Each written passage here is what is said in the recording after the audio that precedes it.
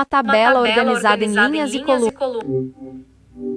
What is NABFID అనేది చెప్పవా? నాబార్డ్ అంటే national bank for agriculture and NABARD rural కాదు, NABFID.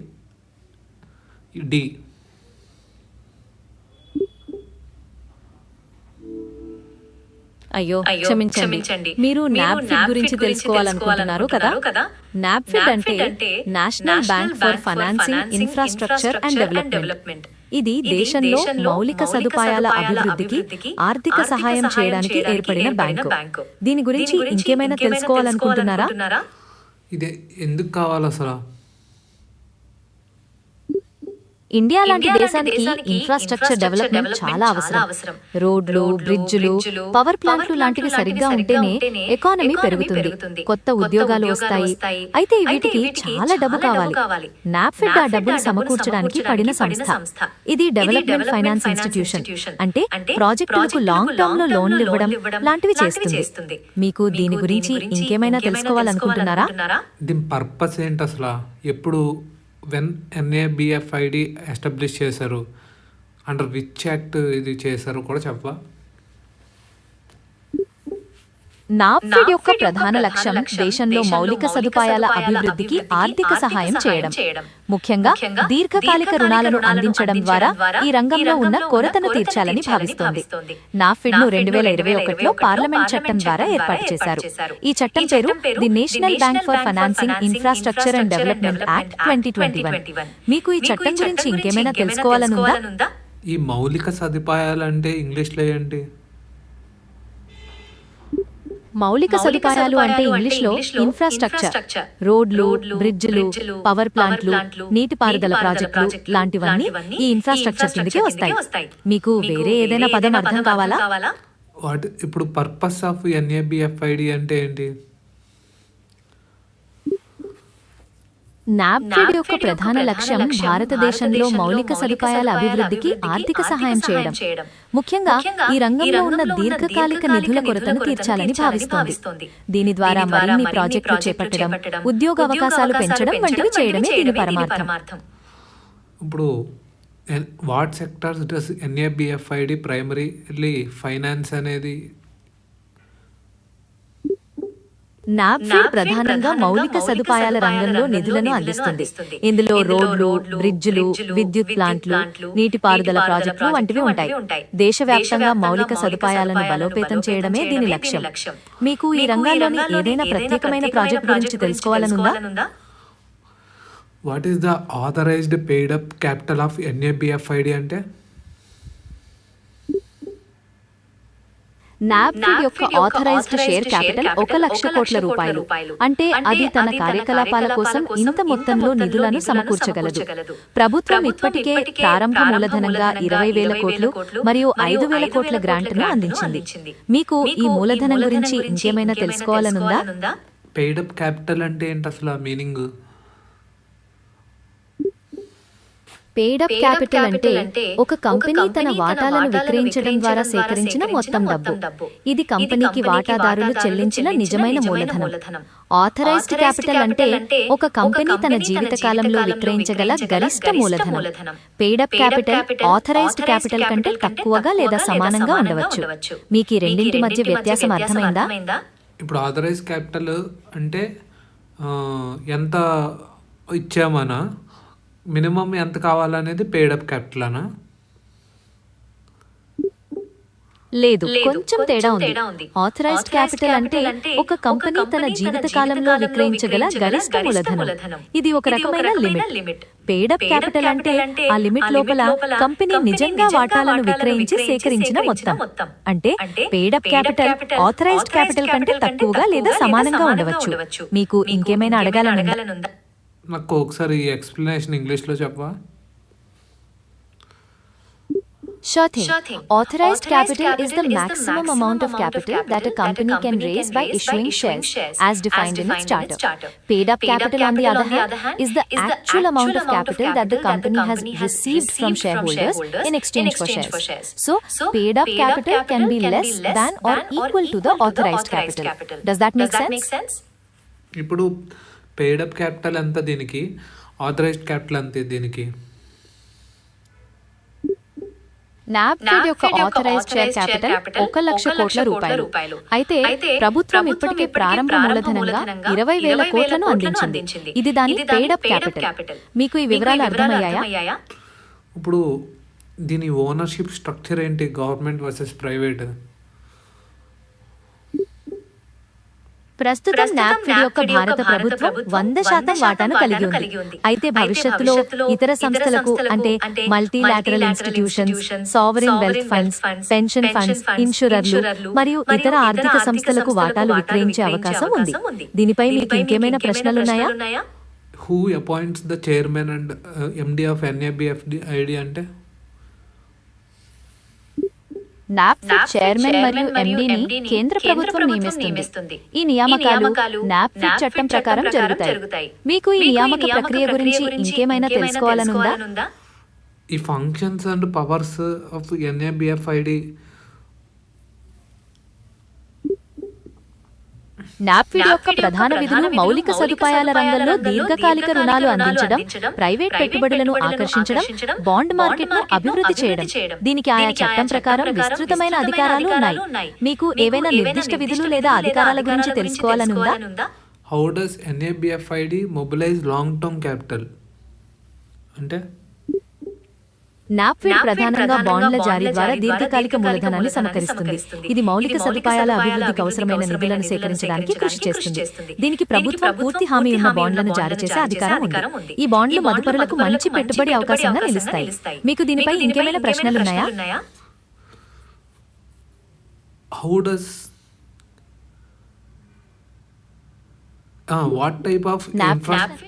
what type of infrastructure projects receive priority under NABFID financing? నాప్ఫెడ్ ప్రధానంగా మౌలిక సదుపాయాల రంగంలో ప్రాధాన్యత పొందిన ప్రాజెక్టులకు నిధులు అందిస్తుంది. ఇందులో రోడ్లు, బ్రిడ్జిలు, విద్యుత్ ప్లాంట్లు, నీటిపారుదల ప్రాజెక్టులు, అలాగే నగరాల్లోని మౌలిక సదుపాయాల ప్రాజెక్టులు వంటివి ఉంటాయి.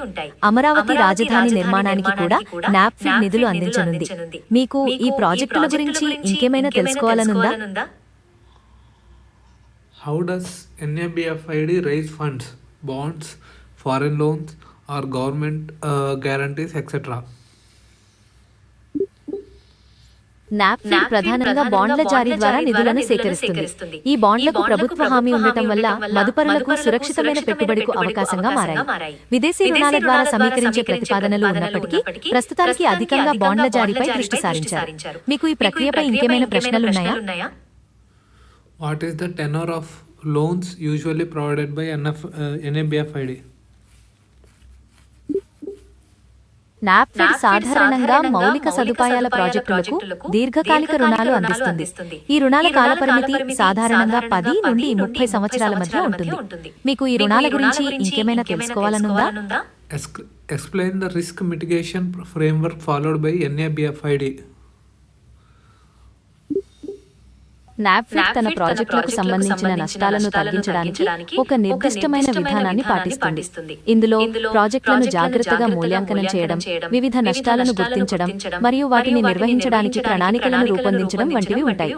నాప్ఫెడ్ ప్రాజెక్టుల సాధ్యాసాధ్యాలను పరిశీలించి ఆర్థికంగా మరియు పర్యావరణపరంగా విస్తృతంగా ఉన్నాయో లేదో నిర్ధారిస్తుంది. అలాగే ప్రభుత్వ హామీలు మరియు ఇతర భాగస్వామ్యాల ద్వారా కూడా నష్టాలను తగ్గించుకుంటుంది. మీకు దీనిపై ఇంకేమైనా ప్రశ్నలున్నాయా? అసలు ఎలా రిస్క్ మిటిగేషన్ అనేది చేస్తుందో నాకు అర్థం కాలేదు. అంటే ముందుగా ప్రాజెక్టులను జాగ్రత్తగా పరిశీలిస్తారు. వాటిలో ఏవైనా నష్టాలుండవచ్చా అని గుర్తిస్తారు. గుర్తించిన నష్టాలను తగ్గించడానికి ఒక ప్రణాళికను రూపొందిస్తారు. ప్రాజెక్టు పూర్తయ్యే వరకు ఈ నష్టాలను ఎప్పటికప్పుడు పర్యవేక్షిస్తారు. అలాగే ప్రభుత్వ హామీలు వంటివి తీసుకోవడం ద్వారా కూడా నష్టాలను తగ్గించుకుంటారు. ఇప్పుడు అర్థమైందా? What is the role of government guarantee during NABFID initial years? నాప్ఫెడ్ ప్రారంభ సంవత్సరాల్లో ప్రభుత్వ హామీ అనేది చాలా ముఖ్యమైన పాత్ర పోషించింది. ఈ హామీ నాప్ఫెడ్ తన బాండ్లను జారీ చేయడానికి మదుపరులను ఆకర్షించడంలో సహాయపడింది. అలాగే ఇది నాప్ఫెడ్ యొక్క ఆర్థిక స్థిరత్వాన్ని కూడా సూచిస్తుంది. మీకు ఈ హామీ గురించి ఇంకేమైనా తెలుసుకోవాలనుందా? ఇంకోటి ఏంటంటే describe the NABFID relation with RBI. NABFID reserve bank of India ద్వారా నియంత్రించబడే మరియు పర్యవేక్షించబడే ఒక అఖిల భారతీయ ఆర్థిక సంస్థ. అంటే ఆర్బీఐ నాప్ఫిడ్ కు మార్గదర్శకాలు జారీ చేస్తుంది, అది వాటిని పాటించాల్సి ఉంటుంది. ఈ రెండింటి మధ్య సంబంధం భారతీయ ఆర్థిక వ్యవస్థలో మౌలిక సదుపాయాల అభివృద్ధికి ఎంతగానో కృషి చేస్తుంది. మీకు ఈ సంబంధం గురించి ఇంకేమైనా తెలుసుకోవాలనుందా? నాకు అర్థం కాలేదు. అంటే ఆర్బీఐ నాప్ఫిడ్ కు కొన్ని మార్గదర్శకాలు జారీ చేస్తుంది. నాప్ఫిడ్ ఆ మార్గదర్శకాలను పాటించాలి. అలాగే ఆర్బీఐ నాప్ఫిడ్ పనితీరును కూడా పర్యవేక్షిస్తుంది. ఈ విధంగా ఈ రెండింటి మధ్య సంబంధం ఉంటుంది. ఇప్పుడు అర్థమైందా? What mechanism does NABFID use to crowd in private investments? NABFID private పెట్టుబడులను ఆకర్షించడానికి చాలా క్లిష్ట విధానాలను ఉపయోగిస్తుంది.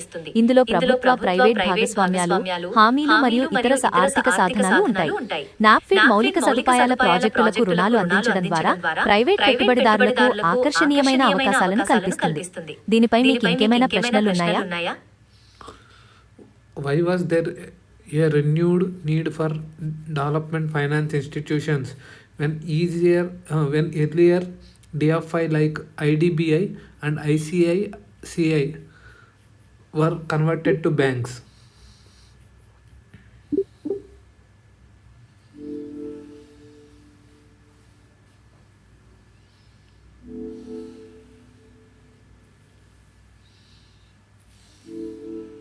అవును, ఇది నిజమే. గతంలో ఉన్న డెవలప్మెంట్ ఫైనాన్స్ ఇన్స్టిట్యూషన్స్ క్రమంగా బ్యాంకులుగా మారాయి. దీనికి చాలా కారణాలున్నాయి. వాటిలో కొన్ని చూద్దాం. ముందుగా, బ్యాంకులుగా మారడం వల్ల అవి ప్రజల నుండి డిపాజిట్లను సేకరించగలిగాయి. ఇది వాటికి నిధుల సమీకరణను సులభతరం చేసింది. రెండవది, బ్యాంకులుగా మారడం వల్ల అవి వివిధ రకాల సేవలను అందించగలిగాయి. అంటే రుణాలు మాత్రమే కాకుండా ఇతర ఆర్థిక సేవలు కూడా. అయితే ఈ మార్పు డెవలప్మెంట్ ఫైనాన్సింగ్ పై కొంత ప్రతికూల ప్రభావాన్ని చూపింది. ఎందుకంటే బ్యాంకులు దీర్ఘకాలిక ప్రాజెక్టులకు రుణాలు ఇవ్వడానికి ఇష్టపడవు. మీకు ఈ విషయంపై ఇంకేమైనా తెలుసుకోవాలనుందా? ఇది వై అనేది చెప్పు. Why there was a renewed need for DFI అనేది ఎందుకు? ప్రధానంగా మౌలిక సదుపాయాల రంగంలో దీర్ఘకాలిక నిధుల కొరతను తీర్చడానికి ప్రభుత్వం డెవలప్మెంట్ ఫైనాన్స్ ఇన్స్టిట్యూషన్స్ యొక్క అవసరాన్ని గుర్తించింది. గతంలో ఉన్న డిఎఫ్ఐస్ క్రమంగా బ్యాంకులుగా మారడం వల్ల మౌలిక సదుపాయాల ప్రాజెక్టులకు నిధులు అందించడంలో సమస్యలు ఏర్పడ్డాయి. ఎందుకంటే బ్యాంకులు సాధారణంగా దీర్ఘకాలిక రుణాలను ఇవ్వడానికి ఇష్టపడవు. ఈ నేపథ్యంలో మౌలిక సదుపాయాల ప్రాజెక్టులకు అవసరమైన దీర్ఘకాలిక నిధులను సమీకరించడానికి నాప్ఫిడ్ వంటి డెవలప్మెంట్ ఫైనాన్స్ ఇన్స్టిట్యూషన్స్ యొక్క పునరుద్ధరణ అవసరమైంది. మీకు ఈ విషయంపై ఇంకేమైనా? నాప్ఫిడ్ ఎలా అడ్రస్ చేస్తుంది లాంగ్ టర్మ్ ఇన్ఫ్రాస్ట్రక్చర్ ఫైనాన్స్ గ్యాప్ని తగ్గించడానికి? నాప్ఫిడ్ మౌలిక సదుపాయాల రంగంలో దీర్ఘకాలిక నిధుల అంతరాన్ని తగ్గించడానికి వివిధ పద్ధతులను ఉపయోగిస్తుంది. ప్రధానంగా మౌలిక సదుపాయాల ప్రాజెక్టులకు దీర్ఘకాలిక రుణాలు అందిస్తుంది. అలాగే ప్రైవేట్ పెట్టుబడులను ఆకర్షించడానికి ప్రభుత్వ, ప్రైవేట్ భాగస్వామ్యాలను ప్రోత్సహిస్తుంది. నాప్ఫిడ్ మౌలిక సదుపాయాల రంగంలో నిధుల కొరతను తగ్గించడానికి కీలకమైన పాత్ర పోషిస్తోంది. మీకు ఈ విషయంపై ఇంకేమైనా ప్రశ్నలున్నాయా? Critically examine and challenges in making NABD financially sustainable. నాప్ఫిడ్ ఆర్థికంగా స్థిరంగా ఉండాలంటే కొన్ని సవాళ్లను ఎదుర్కోవాలి. ముందుగా, మౌలిక సదుపాయాల ప్రాజెక్టులలో పెట్టుబడులు పెట్టడం నష్టభయంతో కూడుకున్నది. ఈ నష్టాలను తగ్గించుకోవడానికి ఎన్ఏబిఎఫ్ఐ జాగ్రత్తగా ప్రణాళికలు రూపొందించాలి. రెండవది, ప్రభుత్వ హామీలపై అధికంగా ఆధారపడకుండా నాప్ఫిడ్ తన నిధులను సమీకరించుకోవాలి. ఇది దాని స్వయం ప్రతిపత్తిని పెంచుతుంది. మూడవది, మారుతున్న ఆర్థిక పరిస్థితులకు అనుగుణంగా నాప్ఫిడ్ తన విధానాలను ఎప్పటికప్పుడు మార్చుకోవాలి. ఈ సవాళ్లను సమర్థవంతంగా ఎదుర్కోగలిగితే నాప్ఫిడ్ భారతీయ మౌలిక సదుపాయాల రంగంలో కీలకమైన పాత్ర పోషించగలదు. మీకు ఈ విమర్శనాత్మక పరిశీలనపై ఇంకేమైనా ప్రశ్నలున్నాయా? How will NABD helps India achieve 5 trillion economy target? భారతదేశం $5 ట్రిలియన్ ఆర్థిక వ్యవస్థగా మారే లక్ష్యాన్ని చేరుకోవడంలో నాప్ఫీడ్ కీలక పాత్ర పోషిస్తుంది. మౌలిక సదుపాయాల రంగంలో దీర్ఘకాలిక నిధులను సమీకరించి ప్రాజెక్టులకు రుణాలు అందించడం ద్వారా ఇది ఆర్థిక వృద్ధిని ప్రోత్సహిస్తుంది.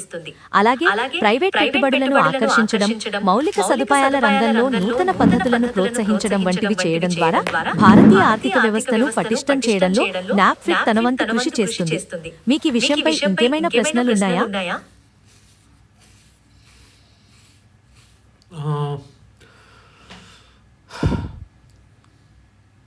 ఎన్ఏబిఐడి role in national infrastructure pipeline. నాకు రెండిట్ల గురించి అర్థం కావట్లా. నేషనల్ ఇన్ఫ్రాస్ట్రక్చర్ పైప్ లైన్కి, నేషనల్ మానిటైజేషన్ పైప్ లైన్కి, రెండిటికి. National infrastructure pipeline NIP అనేది భారతదేశంలో మౌలిక సదుపాయాల రంగాన్ని బలోపేతం చేయడానికి ప్రభుత్వం చేపట్టిన ఒక భారీ కార్యక్రమం. దీని ప్రధాన లక్ష్యం 2019-2025 మధ్య ఆర్థిక సంవత్సరాలలో మౌలిక సదుపాయాల ప్రాజెక్టులలో 111 ట్రిలియన్ల కోట్ల రూపాయల పెట్టుబడులను ఆకర్షించడం. ఇక నేషనల్ మానిటైజేషన్ పైప్ లైన్ ఎన్ఎంపీ అనేది ప్రభుత్వ సంస్థల యొక్క మౌలిక సదుపాయాల ఆస్తులను ప్రైవేట్ రంగానికి బదిలీ చేయడం ద్వారా నిధులను సేకరించే విధానం. దీని ముఖ్య ఉద్దేశం ప్రభుత్వానికి నిధులను సమకూర్చడం మరియు ప్రైవేట్ పెట్టుబడులను ఆకర్షించడం. మీకు ఈ రెండింటి మధ్య తేడా అర్థమైందా? ఇప్పుడు నేషనల్ ఇన్ఫ్రాస్ట్రక్చర్ పైప్ లైన్ అనేది ఇంత అలోకేట్ చేస్తానని చెప్తుంది. దాని ఉద్దేశం ఏంటో నాకు అర్థం కాల. Okay, national monetisation pipeline అనేది ఏదైతే దాని దగ్గర ఉన్న ఆస్తులు ఉన్నాయో అవి లీజుకి ఇచ్చి ఆ వచ్చిన డబ్బుల్ని నేషనల్ ఇన్ఫ్రాస్ట్రక్చర్ పైప్ లైన్కి ఇస్తుందా? అవును, మీరు సరిగ్గా గ్రహించారు. నేషనల్ ఇన్ఫ్రాస్ట్రక్చర్ పైప్ లైన్ అనేది మౌలిక సదుపాయాల ప్రాజెక్టుల కోసం ఒక ప్రణాళికను సూచిస్తుంది. అయితే ఆ ప్రణాళికలో పేర్కొన్న నిధులు కావాలి కదా. ఆ నిధులను సేకరించడానికి నేషనల్ మానిటైజేషన్ పైప్ లైన్ అనేది ఉపయోగపడుతుంది. ప్రభుత్వానికి చెందిన కొన్ని మౌలిక సదుపాయాల ఆస్తులను ప్రైవేట్ సంస్థలకు కొంతకాలం పాటు లీజుకి ఇవ్వడం ద్వారా నిధులను సేకరిస్తారు. ఆ విధంగా సేకరించిన నిధులను ఎన్ఐపిలోని ప్రాజెక్టులకు ఉపయోగిస్తారు. ఇప్పుడు అర్థమైందా? ఇప్పుడు నేషనల్ ఇన్ఫ్రాస్ట్రక్చర్ పైప్ లైన్ నాకు కాంప్రహెన్సివ్గా చెప్పు. నేషనల్ ఇన్ఫ్రాస్ట్రక్చర్ పైప్ లైన్ అనేది భారతదేశంలో మౌలిక సదుపాయాల రంగాన్ని బలోపేతం చేయడానికి ప్రభుత్వం చేపట్టిన ఒక భారీ కార్యక్రమం. దీని ప్రధాన లక్ష్యం 2019-2025 మధ్య కాలంలో మౌలిక సదుపాయాల ప్రాజెక్టులలో 111 ట్రిలియన్ల కోట్ల రూపాయల పెట్టుబడులను ఆకర్షించడం. దీనివల్ల ఆర్థిక వృద్ధి పెరుగుతుంది, ఉద్యోగ అవకాశాలు ఏర్పడతాయి, ప్రజల జీవన సౌకర్యం మెరుగుపడుతుంది. ఇప్పుడు నేషనల్ మానిటైజేషన్ పైప్ లైన్ గురించి తెలుసుకుందామా? ఇప్పుడు నాకు ఒకటి చెప్పు. ఇప్పుడు నేషనల్ ఇన్ఫ్రాస్ట్రక్చర్ పైప్ లైన్ ఉంది, అది ఏం చేస్తుంది? ఏ ఫైనాన్స్ అనేది సేకరిస్తుందా లేకపోతే అలాట్ చేస్తుందా? నేషనల్ ఇన్ఫ్రాస్ట్రక్చర్ పైప్ లైన్ అనేది మౌలిక సదుపాయాల ప్రాజెక్టుల కోసం ఒక బ్లూ ప్రింట్ లాంటిది. ఇది ఏ రంగాలలో ఏ ప్రాజెక్టులలో పెట్టుబడులు పెట్టాలో నిర్దేశిస్తుంది. అయితే పెట్టుబడులకు నిధులు కావాలి కదా. ఆ నిధులను సేకరించడానికి నేషనల్ మానిటైజేషన్ పైప్ లైన్ ఉపయోగపడుతుంది. ప్రభుత్వానికి చెందిన కొన్ని మౌలిక సదుపాయాల ఆస్తులను ప్రైవేట్ సంస్థలకు కొంతకాలం పాటు లీజుకి ఇవ్వడం ద్వారా నిధులను సేకరిస్తారు. ఆ విధంగా సేకరించిన నిధులను ఎన్ఐపిలోని ప్రాజెక్టులకు ఉపయోగిస్తారు. ఇప్పుడు మీకు కాంప్రహెన్సివ్ అర్థమైందా? అంటే నేషనల్ ఇన్ఫ్రాస్ట్రక్చర్ పైప్ లైన్ అంటే ఏ ప్రాజెక్టు ఎంత ఇవ్వాలి అంటే ఇది ఒక ప్లానింగ్ టైపా? అవును, మీరు సరిగ్గా గ్రహించారు. నేషనల్ ఇన్ఫ్రాస్ట్రక్చర్ పైప్ లైన్ అనేది మౌలిక సదుపాయాల ప్రాజెక్టుల కోసం ఒక ప్రణాళికను రూపొందిస్తుంది. ఏ రంగాలలో ఏ ప్రాజెక్టులలో పెట్టుబడులు పెట్టాలో నిర్దేశిస్తుంది. అయితే ఈ పెట్టుబడులకు నిధులు కావాలి కదా. ఆ నిధులను సేకరించడానికి నేషనల్ మానిటైజేషన్ పైప్ లైన్ ఉపయోగపడుతుంది. ప్రభుత్వానికి చెందిన కొన్ని మౌలిక సదుపాయాల ఆస్తులను ప్రైవేట్ సంస్థలకు కొంతకాలం పాటు లీజుకి ఇవ్వడం ద్వారా నిధులను సేకరిస్తారు. ఆ విధంగా సేకరించిన నిధులను ఎన్ఐపిలో ప్రాజెక్టులకు ఉపయోగిస్తారు. ఇప్పుడు మీకు కాంప్రహెన్సివ్ గా అర్థమైందా? నాకు మళ్ళీ ఒకసారి రిపీట్ చేయవా? తప్పకుండా నేషనల్ ఇన్ఫ్రాస్ట్రక్చర్ పైప్లైన్ అనేది మౌలిక సదుపాయాల ప్రాజెక్టుల కోసం ఒక ప్రణాళికను నిర్దేశిస్తుంది. ఏ రంగాలలో ఏ ప్రాజెక్టులలో పెట్టుబడులు పెట్టాలో చెబుతుంది. అయితే ఈ పెట్టుబడులకు నిధులు కావాలి కదా, ఆ నిధులను సేకరించడానికి నేషనల్ మానిటైజేషన్ పైప్లైన్ ఉపయోగపడుతుంది. ప్రభుత్వానికి చెందిన కొన్ని మౌలిక సదుపాయాల ఆస్తులను ప్రైవేట్ సంస్థలకు కొంతకాలం పాటు లీజుకివ్వడం ద్వారా నిధులను సేకరిస్తారు. ఆ విధంగా సేకరించిన నిధులను ఎన్ఐపిలోని ప్రాజెక్టులకు ఉపయోగిస్తారు. ఇప్పుడు మీకు కాంప్రహెన్సివ్ గా అర్థమైందా? నాకు కొంచెం ఇంగ్లీష్లో రిపీట్ చేస్తావా? Sure. So the National Infrastructure Pipeline (NIP) is like a blueprint for infrastructure projects in India. It lays out where the investments should go, which sectors and projects. But to fund these investments, the National Monetization Pipeline (NMP) is used. This involves leasing out existing government infrastructure assets to private companies for a limited time to raise funds. These funds are then used to finance the projects in the NIP. Did that make more sense? Yes. Perfect. Glad you got a good handle on that. Is there anything else I can help you understand today? Yeah. Okay. What's on your mind? Feel free to ask. నాకు different types of PPP models అర్థం కావట్లేదు. BOT అని, బీఓఓ అని, annuity model అని, EPC model అని, ఇవి differences అర్థం కావట్లేదు. ఏది ఎప్పుడు వాడతాం, ఏది ఎప్పుడు వాడాలి, ఏది ఎలా ఉంటుంది, ఏది ప్రైవేటు, ఏది గవర్నమెంట్, ఏది ఎక్కడలాగా ఏం అర్థం కావట్లేదు. అవి కొంచెం కన్ఫ్యూజింగ్ గా ఉండొచ్చు. ఒక్కొక్కటిగా చూద్దాం. ముందుగా BOT అంటే బిల్డ్, ఆపరేట్, ట్రాన్స్ఫర్. ఇందులో ప్రైవేట్ సంస్థ ప్రాజెక్టును నిర్మించి కొంతకాలం పాటు నిర్వహించి ఆపై దాన్ని ప్రభుత్వానికి బదిలీ చేస్తుంది. BOO అంటే బిల్డ్, ఓన్, ఆపరేట్. ఇందులో ప్రైవేట్ సంస్థ ప్రాజెక్టును నిర్మించి సొంతం చేసుకుని జీవితాంతం నిర్వహిస్తుంది. యాన్యుటీ మోడల్లో ప్రైవేట్ సంస్థ ప్రాజెక్టును నిర్మించి ప్రభుత్వం దానిని ఉపయోగించుకున్నందుకు నిర్ణీత మొత్తాన్ని చెల్లిస్తుంది. ఈపీసీ మోడల్లో ఇంజనీరింగ్, ప్రొక్యూర్మెంట్, కన్స్ట్రక్షన్ కాంట్రాక్ట్ ను ఒకే సంస్థకు ఇస్తారు. ఇప్పుడు మీకు కొంత అవగాహన వచ్చిందా? ఏ మోడల్ గురించి? నాకు బీఓఓ, బీఓటీ అర్థమైనాయి. ఇప్పుడు ఈపీసీ అనేది అర్థం కాలా. ఈపీసీ మోడల్లో ఇంజనీరింగ్, ప్రొక్యూర్మెంట్, కన్స్ట్రక్షన్ వంటి అన్ని పనులను ఒకే ప్రైవేట్ కంపెనీకి ఇస్తారు. ఈ మోడల్లో ప్రాజెక్ట్ ఖర్చును ప్రభుత్వమే పూర్తిగా భరిస్తుంది. అలాగే భూసేకరణ, అనుమతులు వంటి అనేక సమస్యల బాధ్యత కూడా ప్రభుత్వానిదే. ప్రైవేట్ కంపెనీ కేవలం నాణ్యతతో కూడిన పనిని సకాలంలో పూర్తి చేయాలి. ఇప్పుడు అర్థమైందా? ఇంకా ఏమైనా ఈపీసీకి తప్పకుండా ఈపీసీ పద్ధతిలో కొన్ని ఎగ్జాంపుల్స్ చూద్దాం. ఢిల్లీ మెట్రో ప్రాజెక్ట్ దీనికి మంచి ఉదాహరణ. అలాగే మన దేశంలో చాలా రోడ్లు, బ్రిడ్జిలు, పవర్ ప్లాంట్లు ఈపీసీ పద్ధతిలోనే నిర్మించారు. ఈ ప్రాజెక్టులలో ప్రభుత్వం దగ్గర భూమి, అనుమతులు వంటివి ఉంటాయి. ఈపీసీ కాంట్రాక్టర్ కంపెనీ మాత్రం డిజైన్ నుండి నిర్మాణం పూర్తయ్యే వరకు ఉన్న అన్ని పనులను చేపడుతుంది. ఇప్పుడు అర్థమైందా? ఇంకోటి డిబిఎఫ్ఓ ఏదో ఉంది, అది కూడా చెప్పవా? DBFO మోడల్ అంటే డిజైన్, బిల్డ్, ఫైనాన్స్, ఆపరేట్. ఇది పైన చెప్పుకున్న BOT మోడల్ లాంటిదే.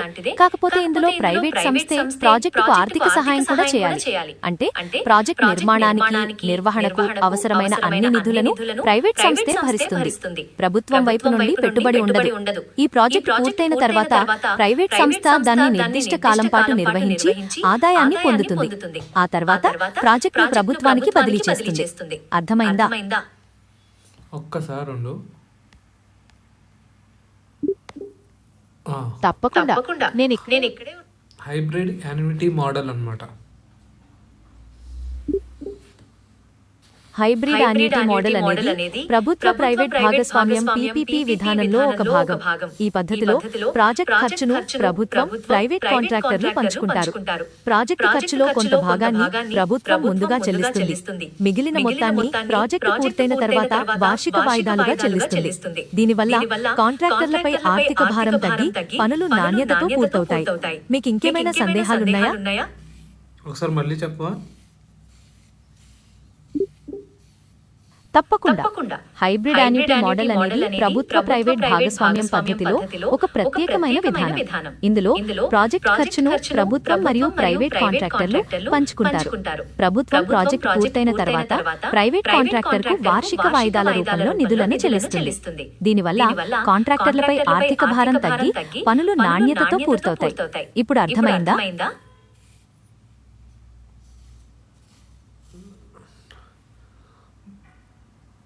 బీఓటీ యాన్యుటీ మోడల్ అంటే బీఓటీ యాన్యుటీ ట్రాన్స్ఫర్ యాన్యుటీ మోడల్లో ప్రైవేట్ సంస్థ ప్రాజెక్టును నిర్మించి కొంతకాలం పాటు నిర్వహిస్తుంది. అయితే ఈ మోడల్లో ప్రైవేట్ సంస్థ టోల్ వసూలు చేయడం ద్వారా ఆదాయాన్ని పొందదు. బదులుగా ప్రభుత్వం ప్రాజెక్ట్ పూర్తయిన తర్వాత ప్రైవేట్ సంస్థకు నిర్ణీత మొత్తాన్ని వార్షిక వాయిదాలుగా చెల్లిస్తుంది. మీకు ఈ మోడల్ అర్థమైందా? ఇంకేమైనా ప్రశ్నలున్నాయా? ఇక్కడ యాన్యుటీ అంటే ఏంటి? యాన్యుటీ ఎందుకు వాడారు?